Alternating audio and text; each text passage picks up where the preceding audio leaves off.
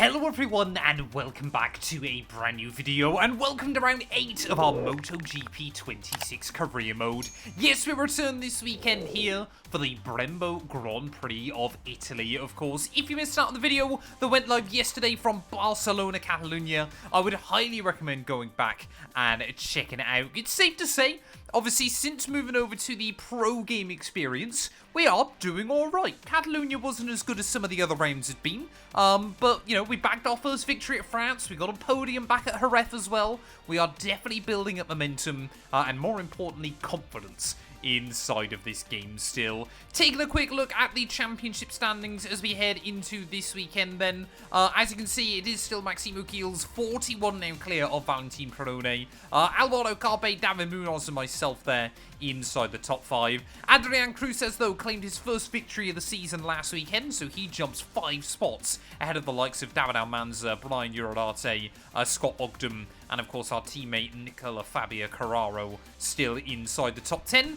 In the Moto 2 class, Daniel Holgado 4 points back clear of Manuel Gonzalez, so those two just seem to be swapping and chopping and changing every single weekend. And then in the MotoGP class, Marc Marquez, that gap at the top has been cut down to just 7 points as well, so a lot still on the line for a lot of drivers across, or a lot of riders, sorry, I should say, across all 3 of the Premier Motorbike Racing Series. But yeah, returning though, I believe this weekend we're out at Mugello then, so of course, a bit like Catalonia last weekend, this is a real crown jewel of the MotoGP calendar, so I want to try and make sure we get a good race underneath us. Make sure you leave a like, get yourself subscribed if you're new, and yeah, let's head out then onto the track. Good morning from Mugello. The mechanics in the pits fixing a few final details before this practice session starts.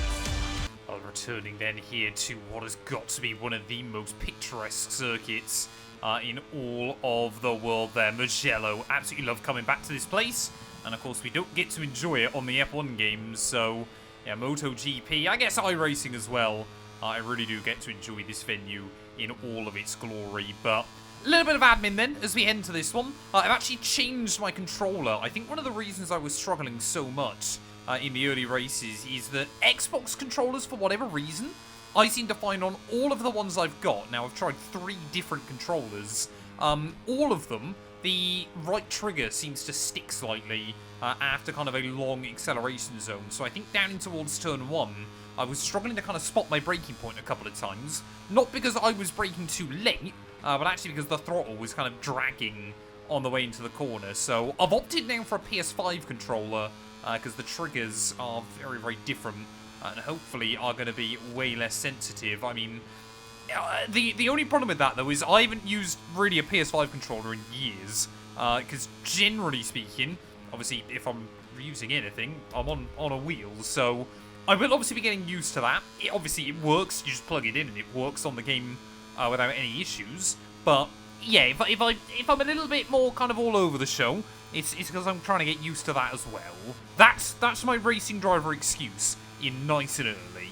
Well, I've also now finally gone through and just double-checked some of the warnings and penalties inside the game as well. So track limits now are going to be a lot stricter over the course of the rest of this campaign. So definitely going to have to be a little bit more careful with it.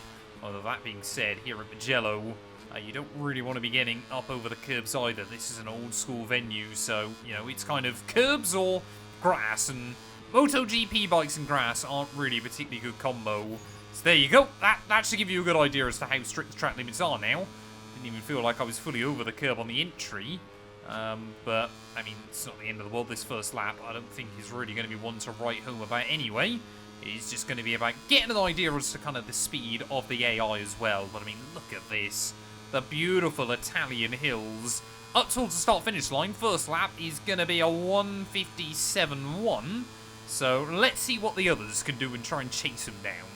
Well, maybe then I should have been using a PlayStation controller all along on this game, because immediately that 1:57.1, certainly not, you know, enough to go stay at the top of the pile or anything like that, but actually doesn't seem to be that uncompetitive. Scott Ogden has run a 56.4 for his first real run then, so, I mean, as we come up towards the start-finish line then, it's going to be a 56.6, immediately slotting up then into P9, but around almost a 2-minute lap top 10 riders still cover by just 0.2 of a second. So, as always, Moto 3 is all about fine margins.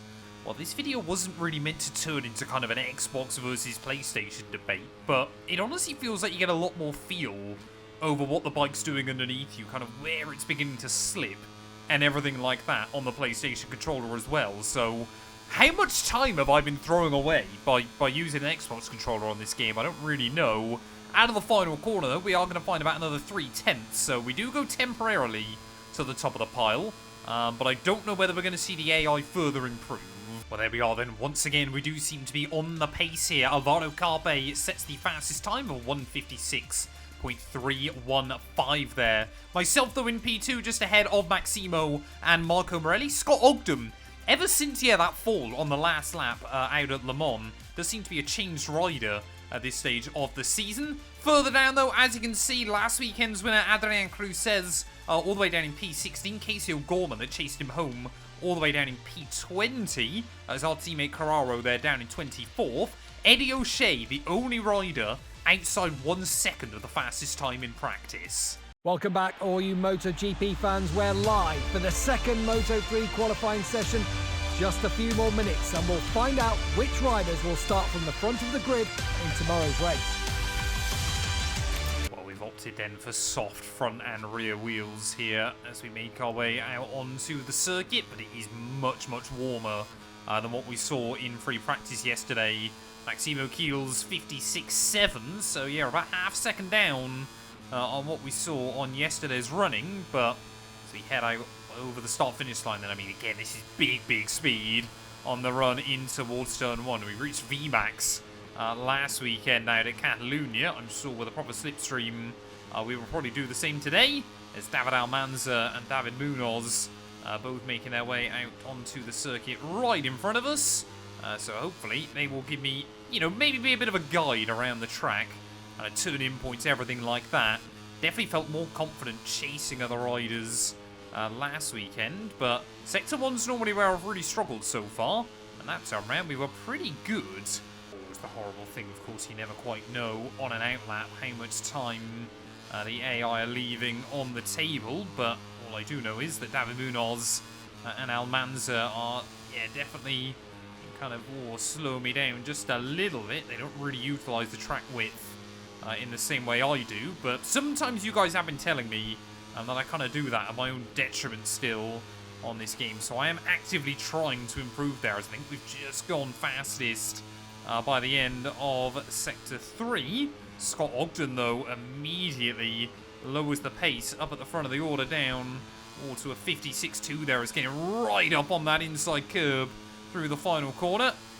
A nice slipstream, though, from Almanza and Munoz as we get back round towards the start-finish line. What is the time going to be? 56.1 straight to the top of the pile. And clearly that lap time was pretty good.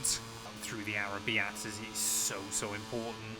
You get the bike in all the right places. These are some big high downforce corners on the MotoGP calendar there, as we're just running a little bit wide, but that time round the game, let me get away with it. You just see they're getting a little bit slidey, a little bit all over the show in towards the final couple of corners of Sector 3.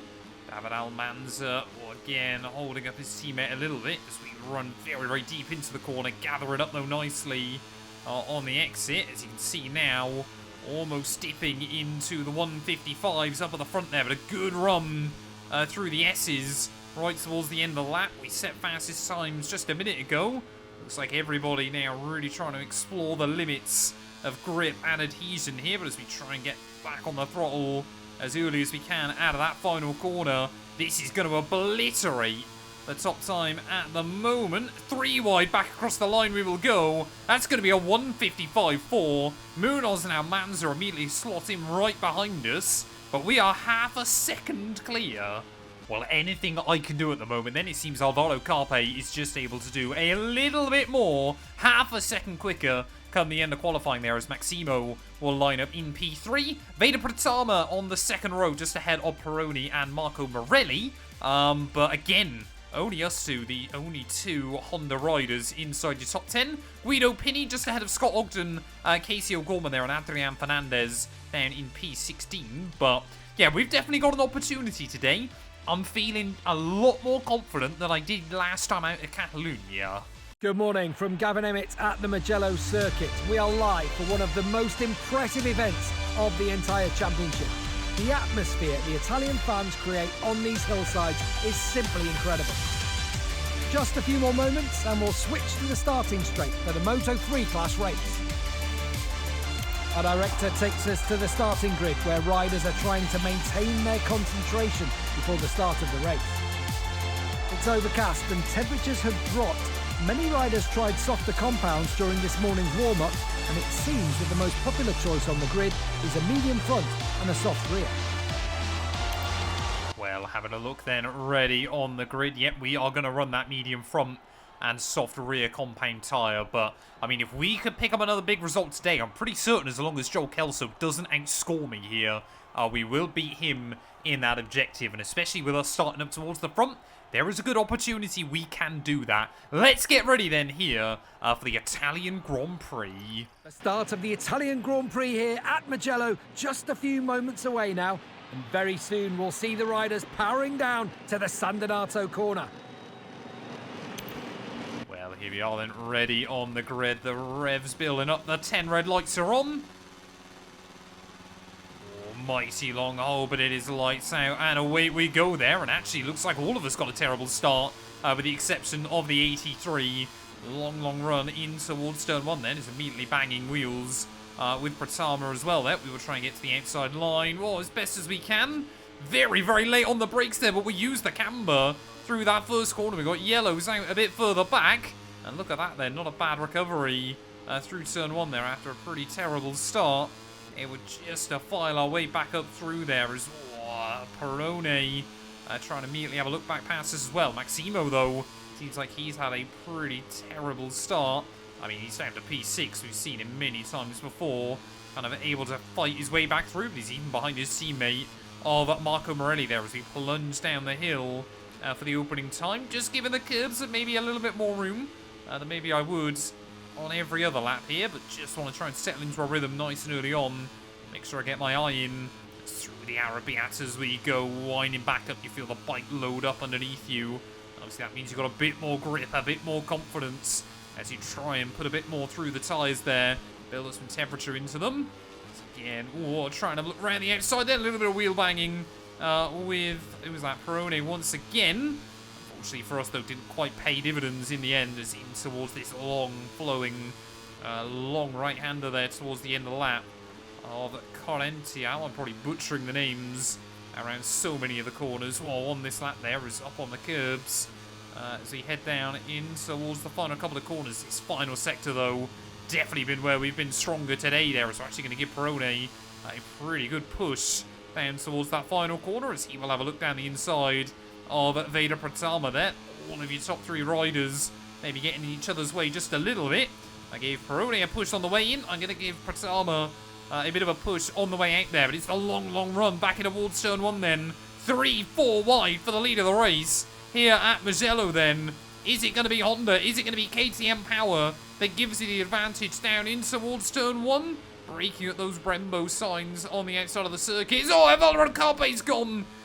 Just able to sneak between rider and bike there through turn 1 as a dramatic start to lap 2, and that is a very high-speed accident for Alvaro there. Marco Morelli now trying to barge his way through, and look at that, Carpe is out of this race then, so disappointment for him very early on here.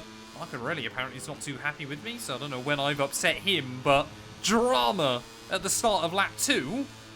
But yeah, already though, Veda Pratama trying to just see if he can scamper away. We are lucky to still be on both wheels. Another rider down there, I think that's Matteo Batelli now, that is out then of this race. So I think we could end up with a bit more of a race of attrition like we saw back at Le Mans. But I was quite surprised Barcelona was as clean as it was in the end. I thought with a lot of long flowing corners around the Catalan circuit that everybody might really struggle, but again, getting a really nice run out of that final turn. Veda Pratama will try and split the middle as we head back down towards that first corner, and there we go to the lead of the race on the way in over the top of the crest. Brake just a little bit earlier Oh, that time round there as Veda Pratama wants to try and hang with us, but into the lead we go then of this Moto 3 race.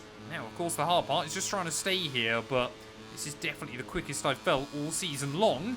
Certainly haven't really seen many times where, you know, a single rider is able to scamper off into the distance.